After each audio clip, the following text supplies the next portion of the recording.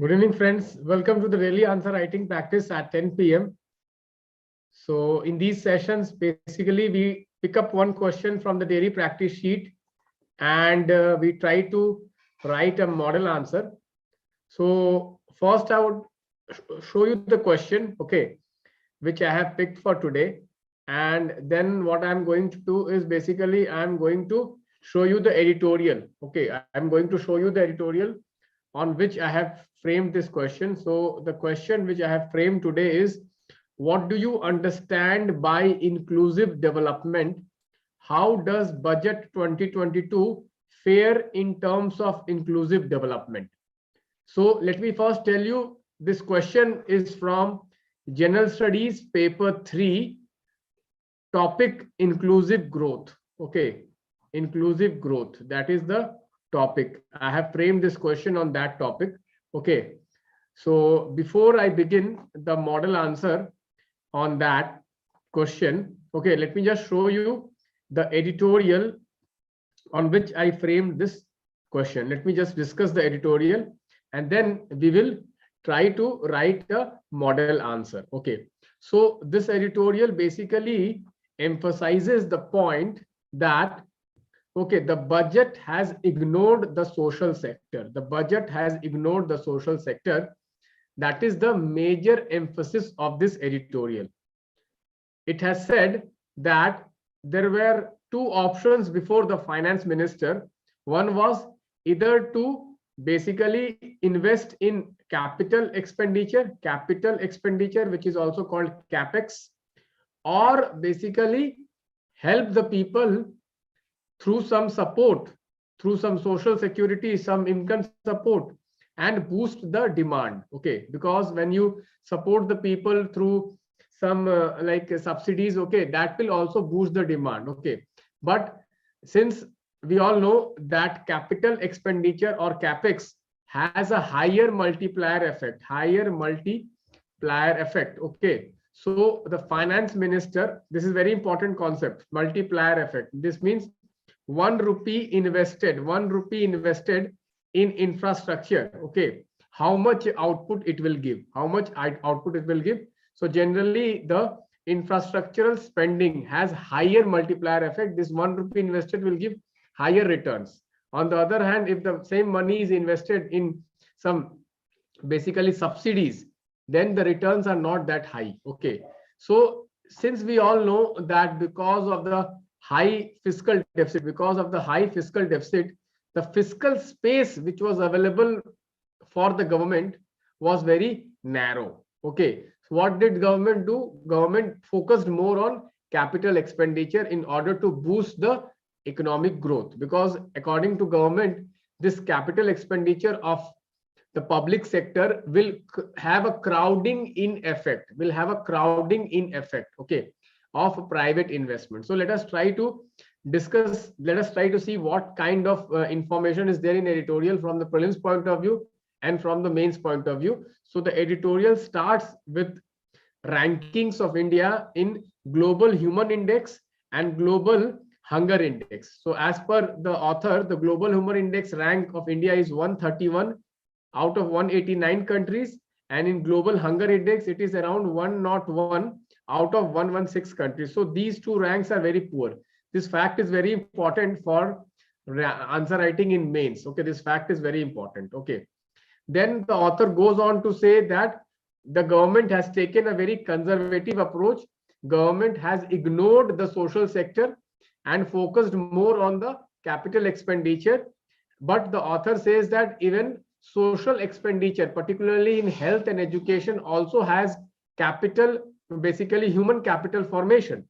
And whenever there will be human capital formation, there will be positive multiplier effect. So we learn a new concept that even social sector spending,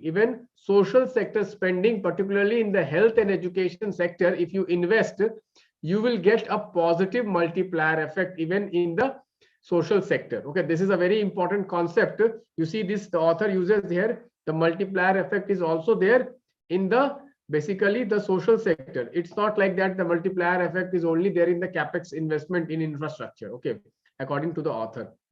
Then the author says that what government has done, government has either kept the budget as it was there in the previous budget, or it has just increased marginally. All the important schemes, all the important social sector schemes, be it the like PDS, or be it the health missions. Okay, the budget has not increased drastically. The budget has not increased drastically. You see here, the PM Poshan Abhiyan, the budgetary allocation has been mentioned. Then various schemes in health sector, budgetary allocation has been mentioned. Jal Jeevan Mission budgetary allocation has been mentioned. PDS also some budgetary allocation has been mentioned. Okay, so one interesting point here I would like to make, that for the first time since last couple of years, what has happened is that subsidy. If what has happened is that subsidy in food, fertilizer, okay, food and fertilizer and fuel, okay, it has decreased. Okay, it has decreased. This is a very significant development. Very significant development.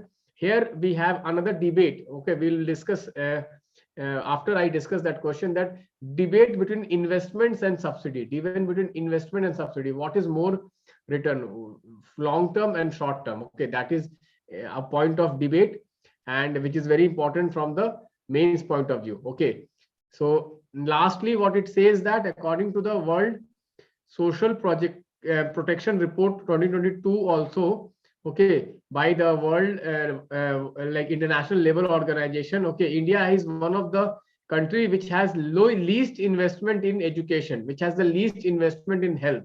Okay, according to the author, the minimum investment should be 3% in health and 6% in education, but still we are somewhere around 1.9 in health and somewhere around 3% in education. So see, budget is very important. Okay, budget is very important because finance is government. There's a saying that finance is government. Government cannot do anything without finance. So if you do not allocate sufficient budget, obviously the outcomes cannot be achieved. Obviously the outcomes cannot be achieved. So as per the author, the budget has betrayed the social sector. It will not lead to employment generation, and it will not lead to inclusive growth, according to the author. Here, according to the author, let us now try to write the answer. Let us again go back to the question which we were discussing. Let us go back to the question. Let us try to write a model answer for this question. Okay, so question says, what do you understand by inclusive development? So inclusive development, how? So let me just try to attempt the answer here. Okay, for your convenience, let me try to attempt the answer here. Okay, so in the introduction, what you will write, you will try to define inclusive development. So inclusive development is a development which is broad based, okay, which is broad based, which includes all sections of society, which includes all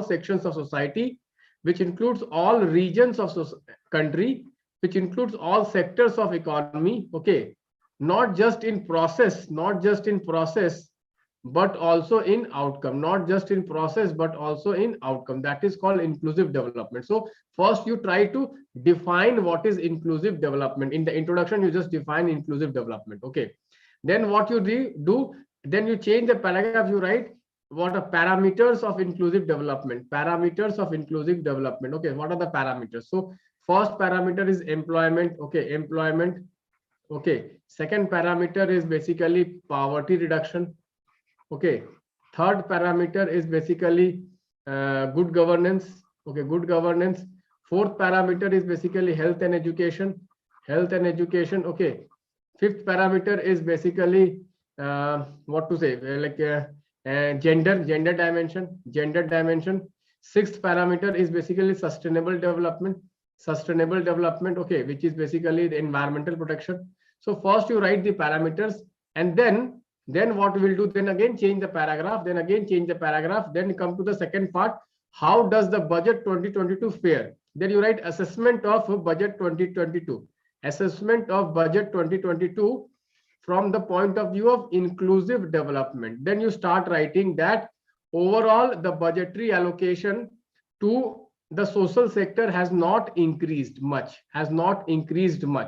So obviously this will not lead to inclusive development. That is why some of the opposition political leaders have called this budget as a capitalist budget. Okay, as a capitalist budget. So first is that budgetary allocation has not been very increased for the social sector. That is obviously then it will not lead to inclusive development. First point. Second point, what you can write is that okay, India has one of the lowest investment in health and education. Okay, you can write that. Okay, third, what you can write that subsidy amount has decreased. Obviously this will impact the lower margin and lower segments of the society. Okay, marginalized sections of the society. You will write that. However, you will write the something positive also. You have to write about the budget. Then you, after you write this, please give facts. Okay, while writing this, please give facts. You can write one more point, that not much emphasis has been done to basically job generation. Not much emphasis is there for job generation. You can write these points. You can write. Then you can write no. The budget has done something positive also, which is basically capital expenditure. Capital expenditure, that is the focus of the budget. And whenever there will be capital investment, there will be crowding in of private investment. And whenever there will be private investment, there will be job generation. Then there will be basically income generation. When there will be income generation, there will be demand generation. And this demand generation will again basically be crowd in private investment. So this will be a virtuous cycle. Of growth. Economic growth will be basically started as per the reasoning of the government. This you can mention.